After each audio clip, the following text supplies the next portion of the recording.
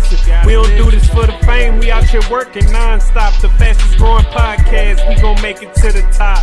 Say word. Hey, we in the game, you know we different. Just tune in, my family Joe, he got the vision.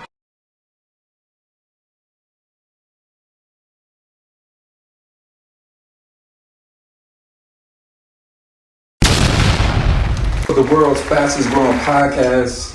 Y'all know who I am. Well, I'm JoJo. You know what I'm saying? I'm in Atlanta, Georgia, just touched down. I got one of the dopest to do it in the media game right now. My guy Neech, Ugly Money Neech. What's shaking, my G? Man, blessed to be here, brother. Yo, where you get the money, the name Ugly Money Neech from, before we go into anything? Well, ugly money, to me, is the process of success. Everything between your first dollar and your first million, that's ugly money. The ups, the downs, the lessons, the losses.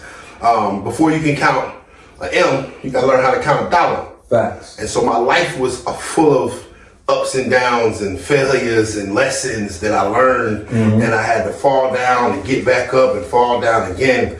And so, in 2018, it was time for me to transition from being a hip hop artist to a businessman, and I kind of wanted to be, have a real meaning behind something behind my name. So when I changed my name to Ugly Money Neech in 2018, that was the mindset I had of the ups to fall in love with the process of becoming as successful as I always wish to become. That's what it is. That's what it is. I'm gonna take it to the beginning though, my guy. Okay. Virginia. You know what I'm trying to say? Is that Two up, two down. What is it? Say that again? 2 up, 2 down. What's that mean? VA. Oh. 2 up, 2 down. Okay. 2 fingers up, 2 fingers down. Okay. Yeah. So that's 757 or 804? That's all of it. That's all of it? The VA is 2 up. Bad chick from Richmond. I ain't gonna front. That's why I'm from the 804. Oh my God. But anyway, let's talk about that. Being from Virginia, that culture, all that. Wow. So you gotta understand what part of Virginia I'm from. I'm from a very, very small town. A very small county called Dinwiddie County. Okay. And I'm from an even smaller town called McKinney. McKinney. Right. Nobody knows where it's at. Okay. And so how far is that from Newport News? About 2.5 hours. Okay. So this town that I grew up in, when I left, it was 1,500 people that lived in the town. It was a town with no stoplights. They had like one major intersection on Route 1. It sounds dangerous. One major intersection with stoplights with blinking lights. There was no stoplights there. That's how small it was. There was no major food, there wasn't a McDonald's there. We didn't have a Walmart there. It was just a very rural area. My next door neighbor was was probably more than a mile away. Wow. I had, there was kids that I went to school with, their fathers were tobacco farmers. Okay. And so if you see where I grew up at, you would think that I would probably been a farmer or something, let alone, a hip hop entrepreneur. So, a lot of times it's not always about where you're from, it's what you do when you get to where you're going. And I'm a true testament of that. But there was no culture. I'm gonna be all the way up. It was like so. I just had dreams, dog. No hip hop, nothing. Nah. I started it. I hate to say it like that. Talk that talk, yo. We here, man. Nah, I started. Say it again. Listen, son. We here, Neech. Talk that talk. Yeah, I think on a local level, we was probably the first dudes rapping out of Dinwiddie for real. That really took it serious, and it was the name of the group was So Heated. So Heated. Shout out to So Heated. I got fired from my job, and I was so heated at my boss when he fired me, and I was like, I'm about to be a rapper, and it didn't go exactly the way I planned it, but yeah, man, and we was just some kids with a dream. And what? Give me the years. What time is this? Give me like the hip hop era. This is like 2000. This is like 2000 to 2003, 2004. So this is like the Rockefeller era. I love Jay-Z. Shout out to Hov and happy birthday, my guy. Yeah, for sure. But so this is around that Rockefeller era. Rough Riders. Okay. Yeah. We used to spit bars. Yeah. And so we would see the things that we see on TV and be like, man, I want to do that. Now I can dig it. You know what I'm saying? But it was so far-fetched for us because here we're in this this podunk town. And I was always, I don't know if it was delusional or if it was ambition, but I think everybody that's extremely ambitious has a bit of delusion to think that I could get there. And I'm like, I'm going to get there. It took me 20 years, but Listen, I tell people all the time, it doesn't matter how you start, it matters how you finish. Amen. You know what I'm trying to say? And like from you to even come from that place, it's like you here. Right. You know what I'm saying? And Bro, it was like real country, backwoods, dirt road, stick shit. damn. And so, anybody that's in these small rural towns, a lot of times it's a lot of gems, it's a lot of talented people, it's a lot of legendary people that can come from the smallest places, from the most humble beginnings. And, don't let where you're from or, if you're not from this big market, that doesn't dictate anything. Just make sure when you get to where you're going, you stand on business. Yeah, that's a jewel. And you're gonna be all right. Because I appreciated it. No. When I came to Atlanta, I appreciated the opportunities that were around me. And I'm like, hey, I don't see this money falling from the ceiling. I felt like Wood Harris and Paid in Full. Like, you don't see the money? Yeah. I see the money falling. Shout out to Ace. Y'all don't see it? Yeah. It's $1 right there. You ain't gonna pick it up. I'm gonna pick it up. Okay, I'm picking it up. You know what I mean? Because I appreciate it more because I didn't have this. Now, like, what's crazy though? What people don't understand, like, when you're not around certain things, you have a different level of appreciation. For sure. You know what I'm saying? Like me being from New York, we could go outside, we could see 106 in Park, we could see TRL. So it's like we kind of was spoiled with things. But I got homies from all over the world. And they be like, man, y'all, you don't understand how it is, JoJo. Like, we couldn't see nothing when we went outside. Yeah. We ain't have nothing. We see the corner store. Bro, I'm gonna tell you and how BET. crazy. I'm gonna tell you how crazy it is, brother. I didn't even have cable, my boy. Damn. I used to have to go to my cousin's house that lived in Hampton on the weekends when my mom used to go visit her family, and that's when I would watch TV. And I would put a cassette tape in there and tape it. I would tape like and bring it back to the crib? because we didn't have cable. There was no cable access. So you come from real humble beginnings. From the sticks. Talk about it, man. And I would tape these shows, you know what I'm saying? Like Tupac, California Love. I'm trying to see the video, okay? So I would videotape it and watch the videos back. And so, but I always had a love for hip hop, like, and I just couldn't, I wasn't taking no for an answer. But you know what's crazy though? People probably don't know this side of you. Yeah, no, I don't. That's why we here. You know what I'm saying? Like I love this because people see you pull up, they see the glasses, they see the Jordans, they see this, they see that, but they don't know the real, they don't know where it came from, where it started from. You dig what I'm saying? Humble beginnings, brother. Let's talk about the Army. Oh man. You know I did my research, my G. I'm on the plane, I'm reading and writing on the airplane. Let's talk about that. So, I'm in this small town and I'm trying to figure out a way how to get out. And college didn't do too well for me. Got in trouble in college.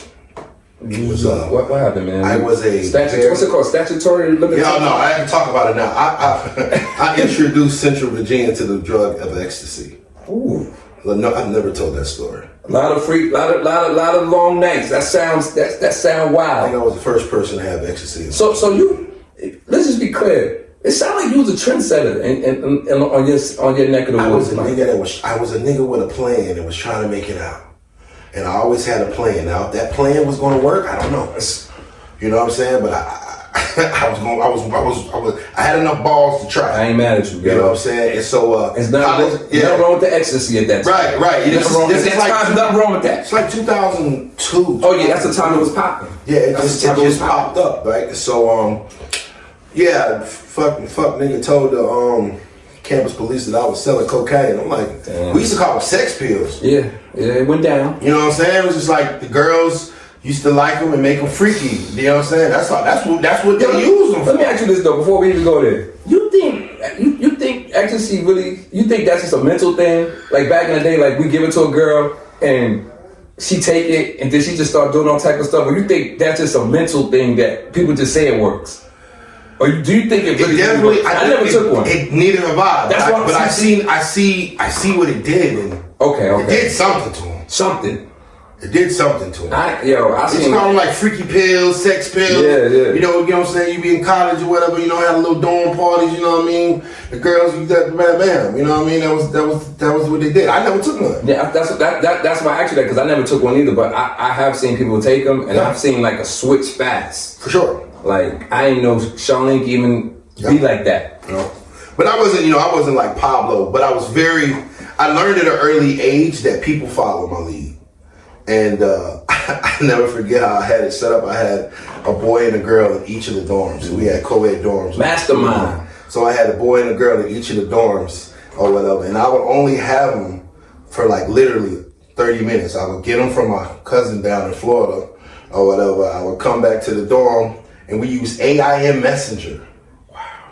So That's a long time ago. See, we use AIM Messenger. There was a little code. Y'all know about that. I put, this old nigga shit. Yeah, we sent out a code or whatever. They would all pull up to my dorm room. I give everybody their stuff. They give me the money from their last, and that was what it was. And so, I got in trouble. But they didn't know what it was. Mm-hmm. So I didn't really catch a real serious charge or whatever. And the judge was basically like, look, we're willing to throw this out. Don't ever be in my because we could totally go forward with this and you could possibly face 10 years in jail or you take 5 years in the army. So I went in the army. How was the? How was the army first of all? Oh man, it saved my life. Okay, so it was a good thing. Yeah, because I lost my mom when I was in college, so I didn't care about anything. Nah, I can see that. You know what I'm saying? So I didn't have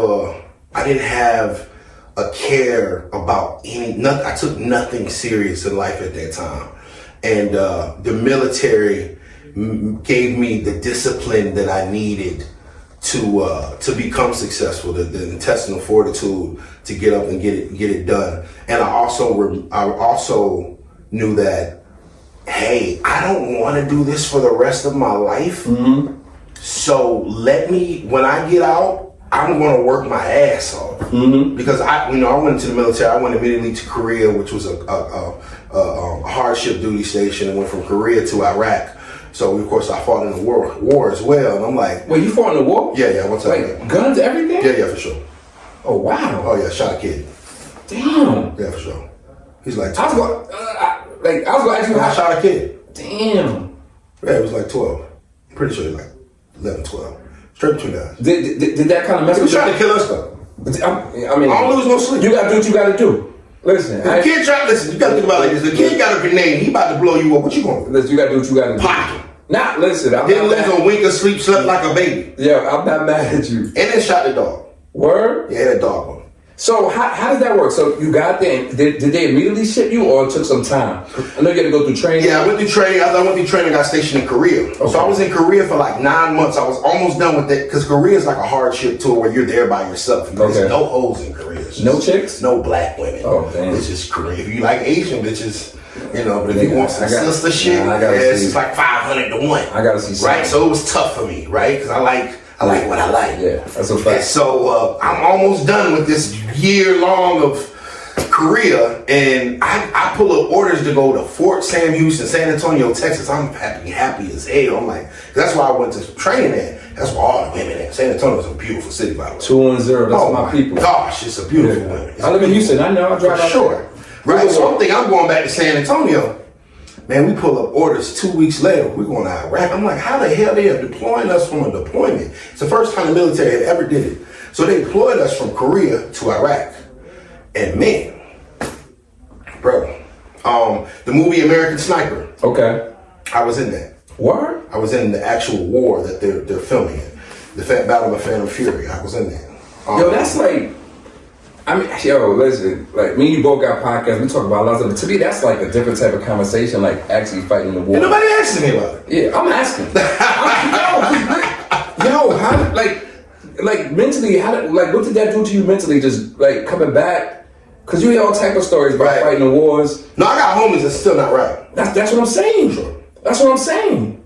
For me, war was like a real life Call of Duty. And when I left, when I was in it, it's kill or be killed. No, you got. I did not think twice. Yeah, cause you could die. Yeah, I'm not going. You know what's the crazy thing? I wasn't scared of death as much as I was scared of coming back a cripple. Okay. That's what I was scared of. Yeah. I'm like, bro, don't send me back home not being able to use Do you know anybody that came back like that? For sure. That's tough, dude. You know what I'm saying? Lost a limb, lost, paralyzed or whatever, face fucked up. Like all kinds. Man, we had over 400. Yo, that's tough. Bro, we had over 400 casualties, bro. It was bad. That's tough, Cause we was in the Sunni Triangle. We was in the Sunni Triangle. That's the people that Saddam was actually looking out for. So they did not want us there. That was like Fallujah was the last insurgent stronghold, brother. I was on the same bridge that they hung on 3 civilian contractors, and we were shooting everything that came up towards the water. We were shooting the shit out of it. And so, being in that chaos, you have to, if you're not strong mentally, you're not gonna be able to just walk that off. Yo, that's me just talking to you about it. Like, I don't know, man. That's something to talk about. But that also shows the type of person. Yeah, the kids was trying to kill me, bro. Nah, I believe you. I never forget, bro. The time we on sector, we on QP, we passing out soccer balls. We trying to, hearts and minds. They used to say we gotta get the hearts and minds of the people. So we passing out soccer balls to the kids, bro. And I'm sitting there looking. He about 20, 30 yards out. And I'm looking at this kid or whatever, and he just was uneasy. He was kind of back away from all the other kids. All the other kids was running up trying to get soccer balls. And we're looking at the kid, and he had like a big heavy coat on that didn't fit him. And I'm like, He looks suspect. Man, it's hot as fuck out here, man. It's Iraq. It's in the middle of the day. What the hell? You got a heavy jacket on, right? And he was fumbling in his jacket a little bit, and I saw something shine. Shot him dead between the eyes. The fuck you got a jacket on in 100-degree weather? Why you got your daddy jacket on? Yeah. Right? So of course when I pull the trigger or whatever, everybody kind of disperses or whatever. And my sergeant's like, what the fuck, Harris? I'm like, probable cause, Sergeant. And turns out he had an explosive device. He's about to let y'all have it. Bro, he was a child suicide bomber. Wow. And see, in their culture, then they felt if they killed an American, they go to heaven. They get 10 virgins. That's crazy. So these niggas is offering themselves to offer. All they want to do is get you. That's How can you beat somebody that's willing to kill themselves to kill you? That's that terrible enemy. So I ain't taking no chance. I'm not going back home crippled. And I told my sergeants, I'm like, listen, if you ever have a situation where I can't use my dick, I need a controlled panic because I don't want to go forward. Yeah, that's a bad situation. Real shit. You can't handle business. Hey man, I had to come back home. Yeah, that's a crazy situation. So I want to fast forward a little bit. You leave the army. Right. How did you connect with Young Dolph? I got signed to H-Ball and MJG. Yo, and they're legends. Shout out. Yo, listen, I'm going to say this, and everybody know how I feel about the legends. 8Ball and MJG, legends.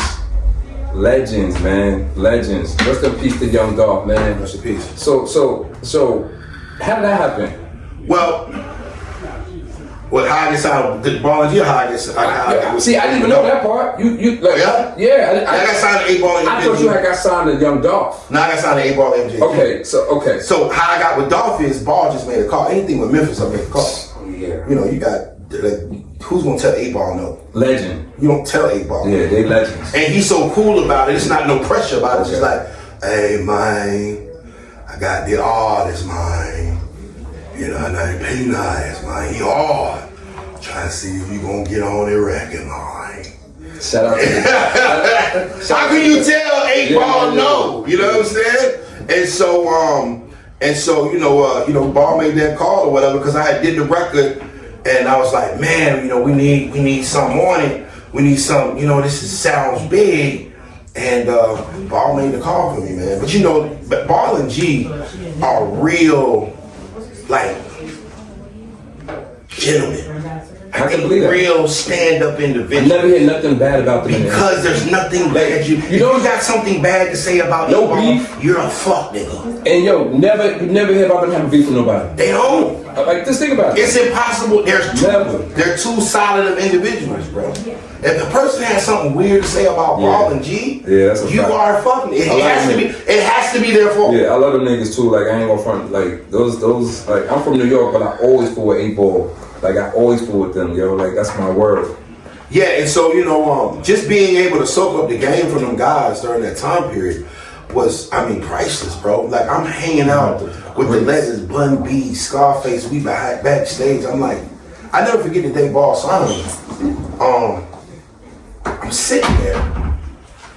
He came to Augusta. I did a show at May Park at Fox. Shout out Fox 103. I did Mayfest. They came up there to sign me. I went to Carrabba's, we did the deal, we signed the contract, all that good stuff. Went back to my crib or whatever. Ball's in my living room. I lived in apartments, bro. Ball's in my living room, rolling up a blunt. And he asked, he was cordial enough that he's like, is it okay if I smoke mine? Respect. I'm like, nigga, you're 8 Ball. Yeah. Yes. Yeah. And it was just an out of body experience. I'm like, yo, 8 Ball is rolling up a blunt in my living room. I know how that feel. That shit's crazy. Yeah. Like nobody's gonna believe me. Yeah. And man, I just am extremely just humbled and thankful for the opportunity to be around such high integrity, high level, high moral compass individuals. And they showed me how to move in a room full of vultures and not become one. Real talk. Shouts out Ball and G. Shouts out Push Manager. Duprano, what's happening? Young Dog, what's give me a recollection of Young Dog. He wanted to see people win. Okay. You know, and that's sad, the big thing. That's crazy though, man. Like Yeah. you saying that like you know what I'm saying? Yeah, he wanted to see everyone around him win. I never forget when he pulled up for the music video. And he pulled up in his Rolls Royce blue thing. Shit was so hard. He pulled up, and even then he had security, bro. You know what I'm saying? He was operating off love, man. He pulled up. I think it was like him and one of his partners pulled up in his blue Rolls Royce thing. Yeah, Memphis? Huh? No, we was in Atlanta. Okay, we did a video in Atlanta. Okay. And he pulls up, you know what I'm saying, blue Rolls Royce, you know what I'm saying, Dolphin chain. Nigga tall as shit too. You know, I'm 6'3". Dolph like 6'4". He taller than you? Yeah, he got me by a little bit. And you know, get out, cool, and you know, just real genuine person, bro. He just really wanted to see niggas win. And so we having a conversation, you know what I'm saying, before we shooting, and you know, he just telling me like, man, just keep going, bro, cause we were both moving into, before I got my deal, me and him had did a couple of shows as indie artists trying to come up. You know what I'm saying? So we had met before, and he was like, man, just keep going, boy. You with the right people now, you know what I'm saying? So long live Dolph, man, because you know, the good die young, he definitely was a good one. That's a fact. I gotta ask you this. What made you transition from being an artist to going out there getting talent and doing what you're doing now? Or like what was like the last straw? Was you just like, man, F this industry, F these niggas, I'm tired of this? Like, well, I like to think that I retired from being an artist and I didn't quit. okay. I want to say I retired because I was able. My goal was to get a deal. I got one. You did that. You know what I'm saying? Now, my dream was to be the biggest rapper ever. Didn't exactly go that way, right? I'm going to be the next Jay-Z. Yeah, it didn't happen that way. But, you know, I got on. Nah. You know what I'm saying? A lot of people don't understand getting on doesn't mean. And this was back in the day. Right. It's harder to get back on back then. You had to have. You had to really. No, you had to be that nigga. Yeah, you had to have some type of juice. Bro, I had the city on smash. Talk that talk. You know what I'm saying? I had Augusta on smash with the record. So anyway, you know, I've got to trust my train of thought, but you know, just got to. I was just grinding hard, and the people saw it. They brought me into the fold, and I'm just thankful for the opportunities that I had with them, bro. I want to talk about artists, cause yeah, got you. Cause I got my podcast and I just started doing these showcases, and no, for real, I want to keep it because I got you here, and and honestly, I respect what you do because I just started it, and it's a headache sometimes. You know what I'm saying? Mm-hmm. It's a headache dealing with artists, dealing with people. Do you feel like artists are lazy these days? Look, I put them on the spot. We here though, man. Listen, don't do that. Don't get her. She outside. You feel like artists are lazy? I believe that some artists are. Okay. The artists that are complaining about the way the game is, them niggas lazy. That's why they ain't getting no goddamn. That's why they ain't going nowhere. And when you say the game, what do you mean by that? The game. When I mean the game, the music industry, the music business, you know, the ones that's sitting there complaining about how things are, yeah, they lazy. They're complaining because their laziness doesn't transpire in this. Because realistically, it's never been easier to get the world's attention than it is today. When I was rapping, bro, I literally had to go city to city with CDs. Okay. I had to go, first I had to make the song. Then I had to go buy the CDs, the covers, the plastic sleeve. Then I had to put gas in the car to go to this town to pass them out and spend hours and go to the next one and get, you know what I'm saying? Now you just push a button. Yeah, well, you ain't got shit to bitch about. Yeah, it's bro, you literally could put some money on a button. The same money that it took me to print up 300 CDs, right? You could put that same amount of money on an ad and see 30,000 people hear your music. Hey, what you got to complain about? And so if this game, or you feel that this game is not, you know, doing what you're supposed to do for it, or doing for you what you're supposed to do for it, that's because you are lazy. The only niggas that's complaining is the niggas that's not winning. And the only niggas that's not winning is the niggas that's not working. Ooh. Work, nigga. Ooh. Cause it's never been easier. Nah. Bro, I go viral every week.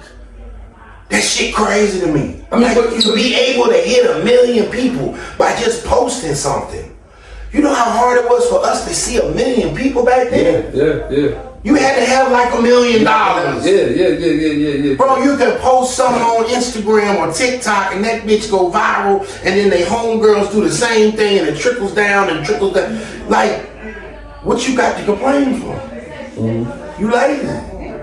And you know, I wanna ask you this. We're in Atlanta, we just got off the plane, we moved around and shaking. What would you say to an artist or any up and coming artist that feels like, in a sense, like Neach didn't do them right? What would you say to them? You said what now? Like, what would you say to an artist or any up and coming artist that you dealt with that has a feeling that you didn't do them right when it comes down to business? Where the receipts at? You know, talk that talk, Neach. That's what I want to hear. You know, bro. Because you know how it is, Neach. You know how people be talking. No one's ever, man. Listen, brother. Let me tell you something. They hated Jesus Christ and Martin Luther King Jr. Me and you don't stand a chance. Facts. You feel what I'm saying? Facts. But you know, my thing is, no one has ever paid me and didn't get what they paid for. Okay. And I can say that because if I was to do something weird to somebody and I post my whereabouts every day on my Instagram, they come to see you. You would come see me. They're pulling up on you. So if I took something from you, or I did wrong by you, or I scammed you in any way, and you ain't come see me by now out of all these cities, you was a bitch ass nigga. Well, if I can take your cookies and you don't come see about me when I pull up in your town and I'm up your street on your hood in your city and you ain't did nothing. That's a fact. You was a bitch ass nigga. Yeah, that's a fact. So that tells you that I ain't did nothing to you. Yeah. Now if you come over here, I respect that. You know what I'm saying? Yeah, I respect that. Because I move around. I go on tour. Yeah. And so my thing is, you gonna get what you pay for. Every time. It's either going to be more or it's going to be that, but it's never going to be less than what you pay for. Okay. What a lot of people have a problem with is they never pay for shit. Ooh. How we did wrong by you and you never paid for shit. Yeah. You never paid. You didn't do no business. You wanted a handout and I said no. See, I'm cool on that. I got 5 kids. If I don't give my kids handouts. Are you hard on them though with stuff? For sure. Because I don't give my kids handouts. Okay. I make my kids work for the things you work for. So as a grown ass motherfucking man or woman, especially the niggas, bro, you better get the fuck out my face with that shit. I don't know you a motherfucking thing. You didn't go to Iraq with me. You won't win the bitches. Talk that fucking bitches. And you dancing with Atlanta with me trying to turn this bitch up. I don't know you a goddamn thing. You better cut the check or leave me the fuck alone. Because I'm telling you, I'm gonna piss y'all. I'm gonna tell you the real. Talk that talk. But you gonna get when you spend $1 with me, you gonna get every red cent worth of value every single fucking time. And there ain't a nigga out here that say the game. Okay?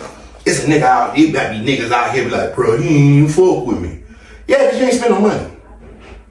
Oh, bro, I ain't even fuck, bro, I wanted to, yeah, you wanted me to do something that you ain't want to pay me for. I know my value. You're not gonna finesse me. Yo, you know what's crazy though, man? Like I see that though, man. When you know your value and people coming at you with the craziness, and you be looking at them like, come on, man.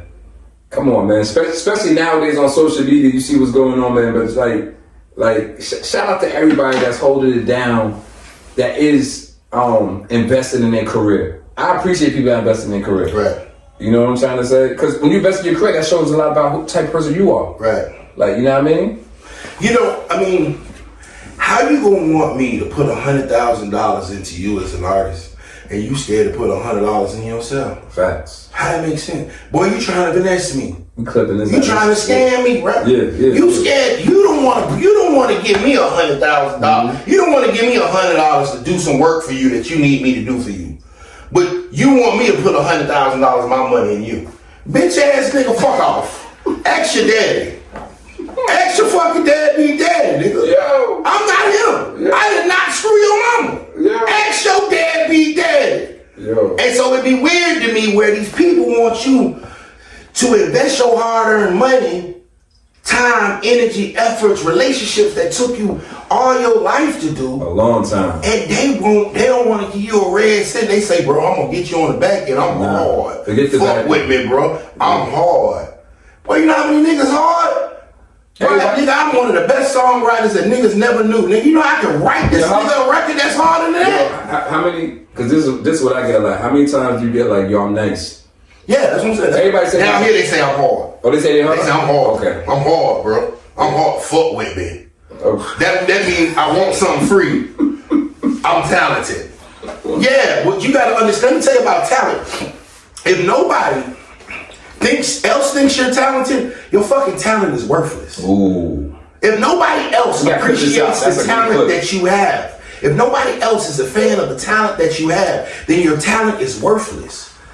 It's God-given. God gave it to you for free. And you want to try to charge me for it?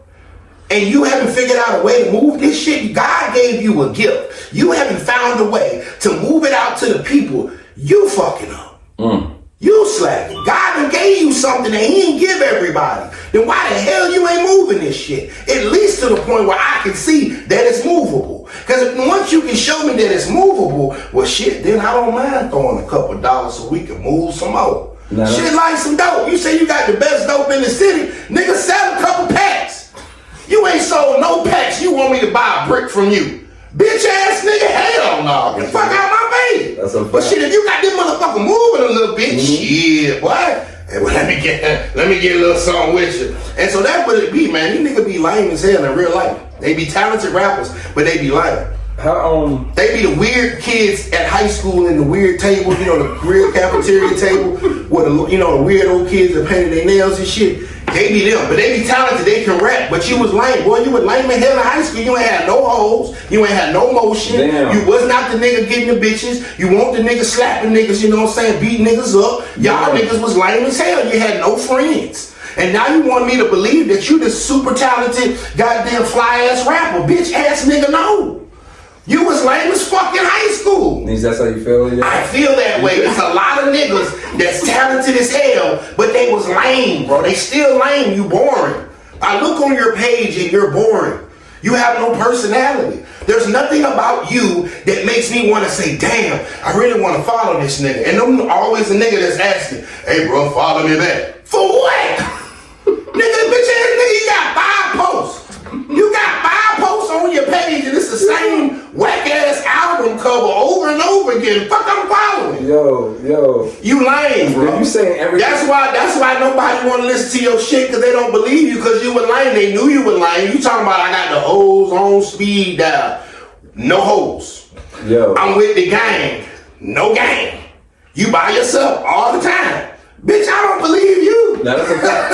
Oh God. Let me ask you this: who you rocking with right now, like music wise? Who you listening to? Ooh. You just drove here. Who you listening to and what?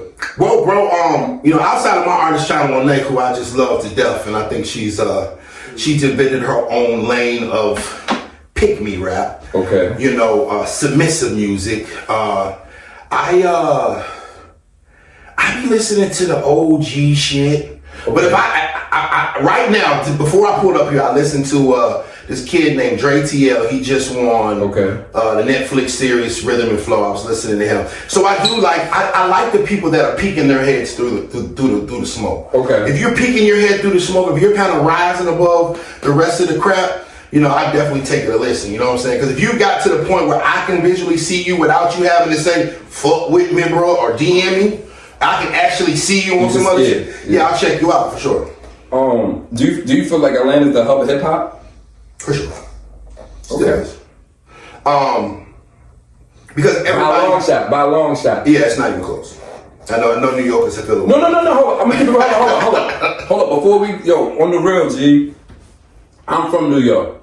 New York ain't even close to Atlanta right now. I know what's up. Atlanta been like this for years. Atlanta probably been like the hub of hip hop for like the last 20 or 30 years, yo. I'm gonna keep it real. I'm a real New Yorker too, though, so I would never be like New York is close. New York is like we gotta step it up, man. Like, you know what I'm saying? That's why I come here I come to Atlanta once a month because I know Atlanta is the hub of hip hop. I just like to hear other people's opinion when I ask that question. You know what I'm saying? Yeah.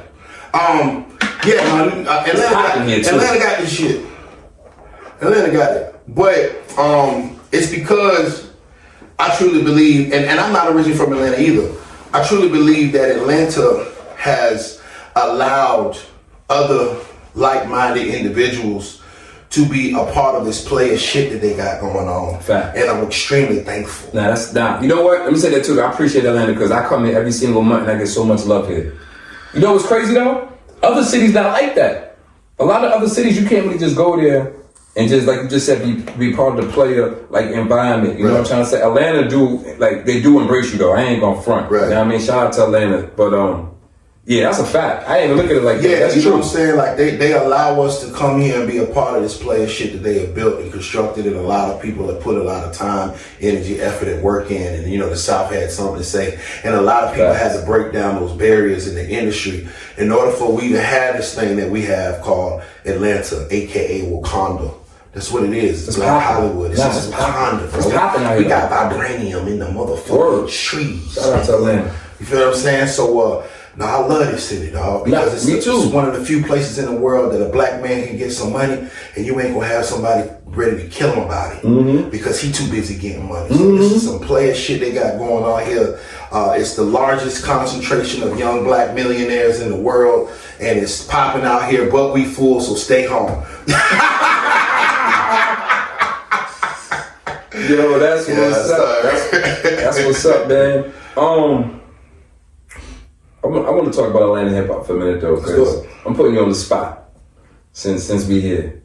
Give me a top 5 Atlanta rappers. I don't know if my list is really controversial or not. I mean, if you listen to music, it'll be pretty easy. I mean, you got 3 Stacks, T.I., Jeezy, Gucci, Future. Okay, that's your order? Or that's just your list? Yeah. Okay. We got Andre, T.I., shout out to T.I., legend, Gucci, Jeezy, okay, Future. That's a nice little lineup. Too easy. Yeah. I think Future's the dopest out of everybody. Well, you know, I was an A&R and Freeman. Okay. So that's the home team. Like, I think Future's like one of the ones where like no matter, like you could drive from here to New York and listen to all Future albums the whole entire time. In the pocket, he got a certain it's like certain vibration. Yeah, man, like you could be a missionary or a drug dealer. You could be a nun. Like Future's like, to me, like the one. He always got that like vibe, man. What you got coming up next? What's new? We got you here. We appreciate you. What's rocking? We got the Ugly Money Music Summit going down April 5th through the 6th. You know, that's my big music summit I do every year. It's the biggest music summit in the Southeast. And, you know, we just give artists opportunities, chances to perform for various labels. I mean, you can be in one room and you can be in one room and perform for QC, another room and perform for, 1017. You know what I mean? And so I wanted to bridge the gap between what the artist with talent versus the label. You know what I'm saying? To kind of bridge that gap and kind of remove that red tape. So, hey, bro, now Bigger Rankin's right here walking around. That's T.I.G. Or now TJ's DJ's right here. Or here's Miss Deb. She's right at the bathroom. Go say hi to her. So you don't have to have all this red tape between the people and the tastemakers that you want to access. You will get more connections in one weekend at the Music Summit than some people will get in their hometown all year. And people have told me that. And so it's something that we've been doing for the past 3 years. You know, it's one of our signature flagship events. And of course, you know, we got the new Ugly Money Studios at Atmosphere Sports Bar. You know, we opened up the first of the year, 50,000. Is that gonna be in Atlanta? Oh yeah, bro. It's the biggest club in Atlanta. Pull up. The biggest club in Atlanta, 50,000 square Talk feet. that talk, We Neeks. I see the New York niggas be having your ass goddamn on some shit. Listen, you know, Bro, every part of my life, I've always had a New York nigga around me. Facts. When I was in Augusta, And we talking that, we capping. I always kept a New York nigga around me, bro. You know why? Because a nigga gonna tell your ass what it is. Yeah. He ain't gonna be no yes man. Nah, He ain't like, gonna be, you know what I'm saying? Like, hey, bro. We like, need you in the line, Neeks. Hey, son. You ain't your son. Hey, yo, son. Yo, son. Hey, word Yo, me. son, Like, word up now. You I at the fuck line. with you, son. Yeah. But you bugging. You bugging. You know what I'm saying? Get it together, And I Neeks. love that. I love the fact that, you know what I'm saying, I always kept a New York, like now my DJ, he from New York, Pan America. Okay. You know what I'm saying? So, but no, the Music Summit, of course, we opening Atmosphere January 1, you know, New Year's Eve. Say We open less. it up. That's 50,000 square foot, our new Ugly Money Studios location.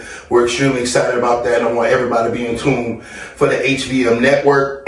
That's dropping this year. We're dropping our own network, bro. Yo, I tell people all the time, when brothers like this are successful and they doing their numbers, you gotta get in their flowers. You know what it is. We say we're a podcast, world's fastest growing podcast. We just want to give you your flowers while we're here, my G. You know what I'm saying? This episode will be out soon. We in Atlanta. I got anything else you want to say, G? Hey man, just stay prayed up. Shouts out my whole team. No, I'm not saying everybody's name because I always forget somebody and be mad at me. Yeah, they definitely gonna be mad. Right, for sure. And, I ain't saying my name. And brother, Relax. salute to you, man. Salute to you, man, for growing this thing because I know firsthand the kind of you know grind that it takes to build a platform. Word. You know what I'm saying? After building a couple myself, keep going. Appreciate you, G. We checking it out. We liking it. Word. It's that fly shit you putting down. Continue to keep your foot on these niggas' necks. Talk that talk, You Neeks. feel me? Word. They follow me on YouTube at Ugly Money TV. You know what I'm saying? Trigger Alert. #1 men's podcast in the fucking goddamn country. If I say so myself, the #1 real nigga men's podcast in the country. You know what I'm saying? Because I be pushing the button every now and then. You know I get We tricked. seeing. You know what I mean? We seeing. That's all. The bigger the dream, the bigger the risk, the bigger the payoff, baby. That's what it is. Let's say we're a podcast. Be up out of here. Y'all be cool. That's it. Do a drop outside. Sweet.